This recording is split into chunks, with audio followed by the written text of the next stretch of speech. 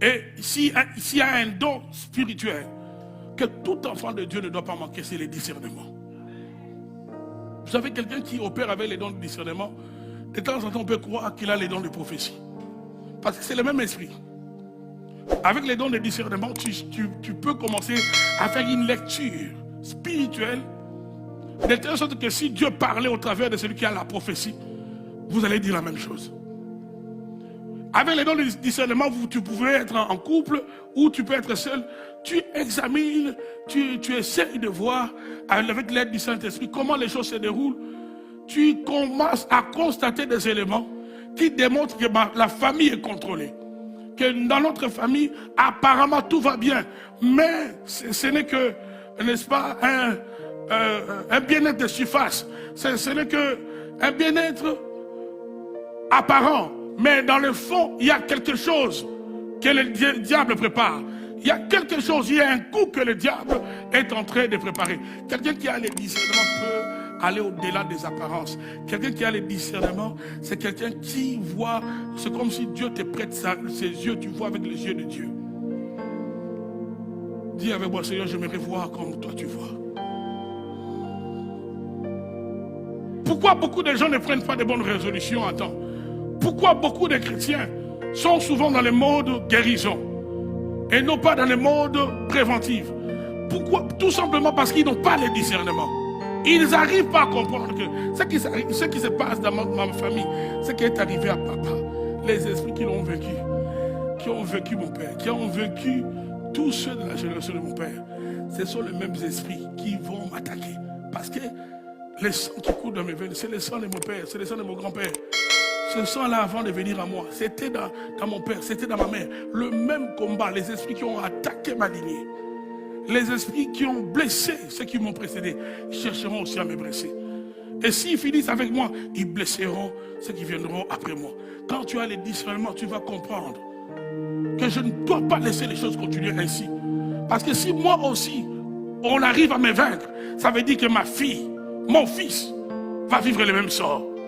C'est pourquoi mon engagement à l'égard de Dieu, ce n'est pas un engagement léger. Ce n'est pas un engagement que je fais avec beaucoup de légèreté. Non, je le fais avec tout mon cœur parce que je sais que mon salut, le salut des générations à venir, même de ceux qui ne sont pas encore nés, en dépend. C'est un engagement qui doit amener les changements d'abord dans ma propre vie et dans la vie de ceux qui viendront après. Dis avec moi, Seigneur, ouvre-moi les yeux. Encore plus fort, Seigneur, ouvre-moi les yeux. Quand tu as le discernement, tu vas comprendre que si je sors d'une famille où l'occultisme est là, il y a la sorcellerie, où je n'ai pas besoin de forcer. Je sais que mon père, je sais que ma mère était dans la franc-maçonnerie, était dans la sorcellerie, dans le vaudou, dans toutes ces pratiques occultes que vous pouvez énumérer vous-même dans votre esprit. Quand tu es au courant de cela, tu sauras que tu es déjà prédisposé. Tu es déjà prédisposé à être vendu, à vivre le même cycle, à travailler pour le même maître que ton père, que ta mère, que ton grand-père a servi. Quand tu as le discernement, tu n'auras pas besoin de prophétie pour comprendre ça. Tu sauras que moi, j'étais déjà vendu avant de naître. Pourquoi? Parce que ceux qui m'ont précédé, ils ont vendu la famille. En se vendant eux-mêmes, ils ont aussi vendu leur descendance. Quand un homme s'engage à une divinité, ça veut dire que le fruit de ses entrailles, les enfants de ses enfants aussi, sont engagés dans ce qu'il fait. De la même manière qu'Abraham, lorsqu'il a rencontré Melchisédek, la Bible dit l'acte qu'Abraham avait posé, Melchisédek qui n'était que Dieu lui-même, quand Abraham a pris la dîme de tout, il a donné à Melchisédek. Hébreu nous dit, dans cet acte, son arrière-petit-fils, Lévi, qui n'était pas encore né, était engagé dans cet acte. C'est pourquoi nous nous retrouvons là beaucoup de combats, parce que ceux qui nous ont précédés, qui n'ont pas frappé à des bonnes portes, nous ont engagés à des fausses divinités, nous ont engagés à des esprits de zoo, nous ont engagés à des esprits de sorcellerie, nous ont engagés à des esprits de forêt, à des esprits méchants, et nous nous retrouvons des fois même possédés, non pas parce que nous-mêmes nous sommes allés vers ces esprits, mais parce que nous sortons de quelqu'un, et celui-là est allé nous engager à des fausses divinités. C'est pourquoi toi à ton tour, moi à mon tour, nous devons bien faire les choses. Dis aux voisins, nous devons bien faire les choses. Est-ce qu'on peut le dire avec force? Nous devons bien faire les choses. N'engage pas ta famille avec légèreté dans la foi. Il faut que ta foi soit une foi réelle. Sois un chrétien sérieux. Engage-toi avec Dieu. De telle sorte que même ceux qui viendront après puissent t'acclamer et dire: nous avons eu une bonne maman, nous avons eu un bon papa, nous avons eu un bon grand-père, nous avons eu quelqu'un qui a rectifié la lignée de la famille. Ceux qui l'ont précédé ont vendu la famille à la sorcellerie. Ceux qui l'ont précédé ont vendu la famille au vaudou. Mais notre père, notre mère est venu. Il a rectifié les choses. Il n'a pas élevé l'autel à des fausses divinités. Il a élevé l'autel au vrai Dieu, Jésus-Christ de Nazareth. Il a amené Jésus-Christ dans la famille. Il a amené la lumière, alors que ceux qui l'ont précédé ont amené les ténèbres. C'est comme si je parle au cimetière. Si je parle aux enfants de Dieu, on dit Amen.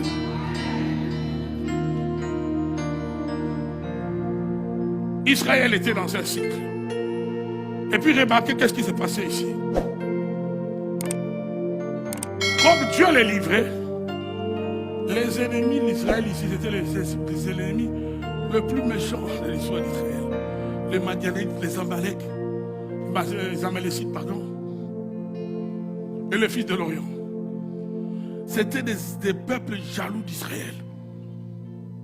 Alléluia. Quand tu abandonnes Dieu, ceux qui ont combattu, parce que les Amalécites, ce sont les mêmes qui ont combattu les enfants, les pères d'Exode, je pense 17 ou 16. Les Madianites, ce sont les mêmes, dans Nombre 22, qui ont combattu leurs pères, les pères des enfants d'Israël, le père de ceux qui sont ici. Ce sont les mêmes. Ce sont les mêmes. Quand tu abandonnes Dieu, les esprits qui ont combattu là, ils sont toujours en train de suivre votre sang. Les mêmes esprits, ils vont te récupérer. C'est comme ça que vous allez voir certains occultistes, ils ont déjà vendu les enfants à l'occultisme, de telle sorte que même s'ils meurent, un esprit fera tout que soit un de ces garçons devienne occultiste, ou soit ses filles puissent tomber dans le mariage où leurs époux bizarrement seront aussi des occultistes. Les esprits des Amalécites, les esprits des Madianites vont vous récupérer. Les mêmes esprits qui ont contrôlé vos pères, ce sont les mêmes esprits qui vont vous récupérer. Lève ta main droite, dis cet après-midi, ce soir, les esprits qui ont combattu mon père, les esprits qui ont combattu ma mère, les esprits qui ont servi mes parents, je refuse de vous servir. Dans le nom de Jésus-Christ de Nazareth. C'est pourquoi, Seigneur, dans ce programme de délivrance, tiens-moi par la main. Moi, je suis sans force. Toi, tiens-moi par la main. Même dans les moments de faiblesse. Père, ne m'abandonne pas. Ne me laisse pas à la merci des esprits qui ont pactisé avec mes parents, avec mes aïeux, les esprits des Amalécites, des Madianites. Je refuse de tomber dans leurs mains. Je refuse d'être esclave de ceux qui ont fait de mes parents leurs esclaves, de ceux qui ont fait de mes prédécesseurs leurs esclaves. Je refuse dans le nom de Jésus. Acclame très fort pour le Seigneur.